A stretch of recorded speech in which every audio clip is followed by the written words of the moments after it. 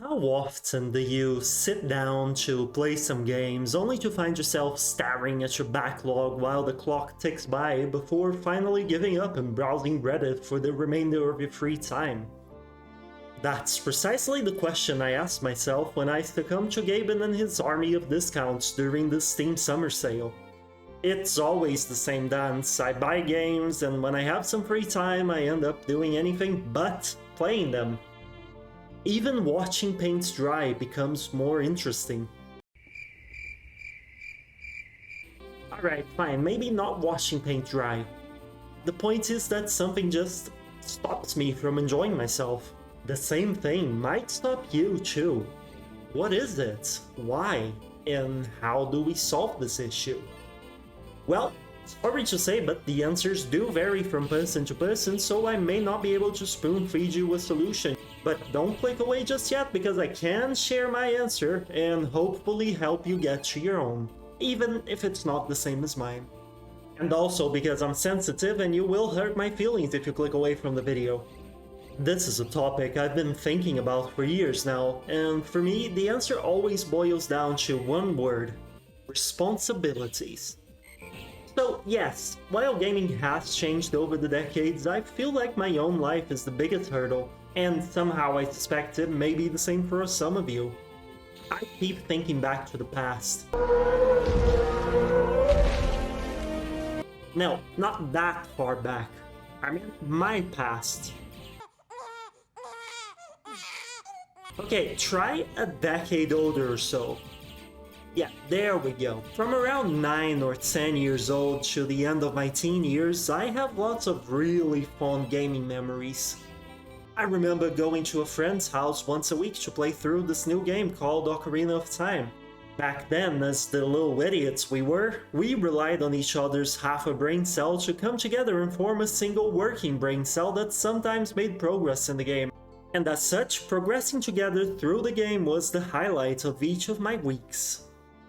Jumping a bit forward in the timeline, you have Teenager Prisoner. For months, I would get home from school and instantly jump on online Call of Duty matches on PS3 with my friend from school. We'd literally spend 3 or so hours every afternoon just having fun. Didn't matter if we sucked.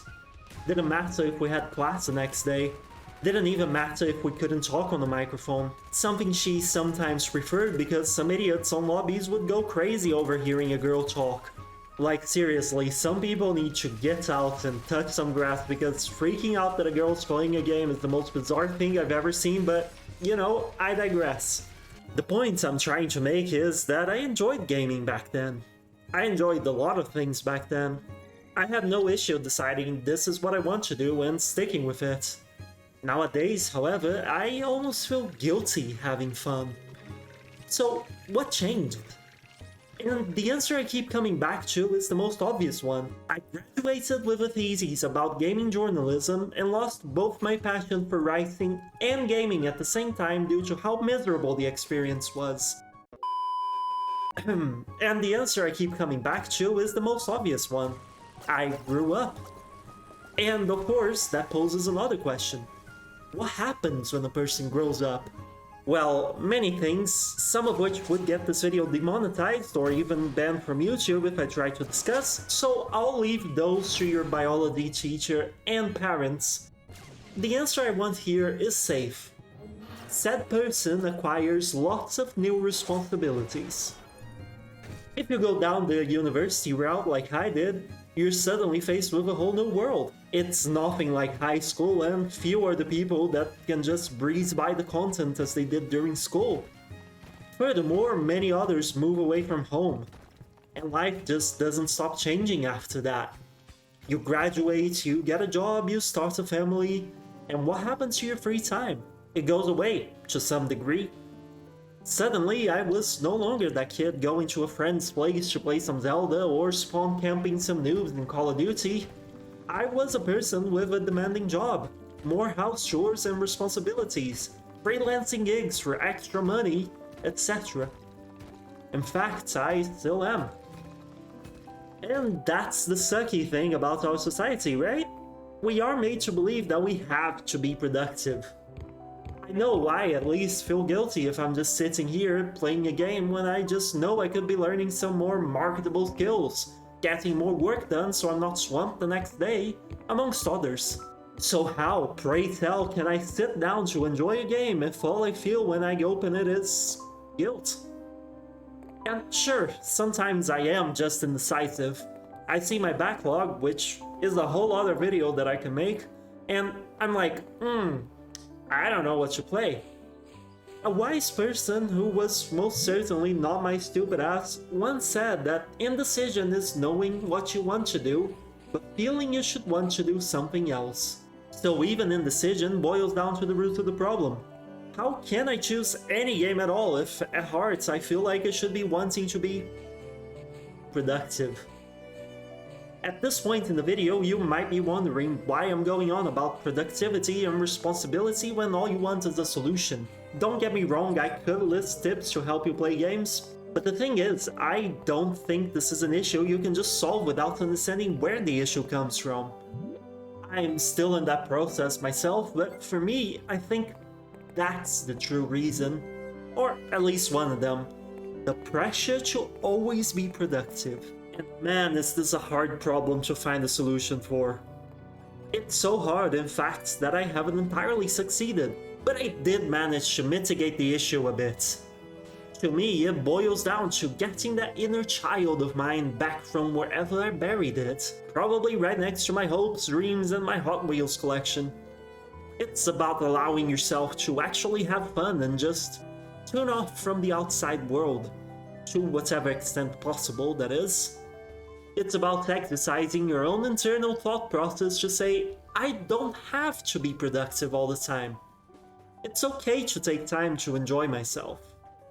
And if, like me, you can't always do that, then you can do another trick I did. Turn your leisure time into something productive. Why do you think I'm making this video? To help you guys? Hell no, I just wanted to play some Final Fantasy XVI guilt-free. This might not work for everyone because for some, gaming will then become another source of anxiety due to your added responsibility to the hobby, but it's always worth a shot. For me, it started with streaming, which, even for just 1 or 2 people, helped me finish and have a lot of fun with over 40 games within a year. And that was mostly because I knew there were people waiting to watch. I had the responsibility to go there and play. Now, it branched off to YouTube. In 5 years, who knows where I'll be. And even if you don't want to create something from your leisure time, you can still treat it like something official. Mark it on your calendar and treat it as an urgent work meeting, for example. 8 PM, must rage at my teammates in League of Legends. Heck, if you can, schedule something with friends as well. I hear this last one is actually one of the most effective methods, but the fatal flaw is that it requires having friends. Could not be me. At the end of the day though, I think none of this will work for you, if this even is the reason you're finding it boring to play games, if you don't acknowledge the fact that we all need to rest, and that there is no reason to be ashamed of that. In fact, it's been proven that this off time is needed because it boosts morale and a happy and rested worker is a more efficient worker. Or something like that. And if you're not quite there yet, then, surround yourself with people who remind you that you need to love yourself. Go to therapy. I don't know. Unfortunately, this specific bit is one you'll have to figure out yourself. But I'm always happy to try to help in the comments of the video.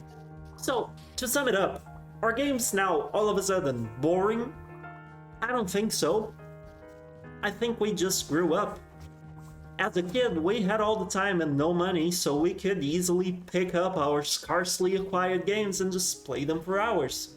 We really didn't have options after all. As adults, it's the opposite. We have potentially thousands of games and disposable income, and no time or will to play them. And this absolutely relates to your mental health as well.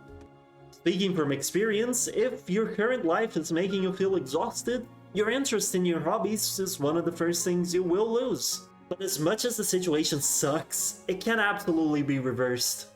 You just can't stop trying. And on that note, a confession. I actually made this video to offer what's been working for me, but at the same time, I also wanted to get what's been working for you all.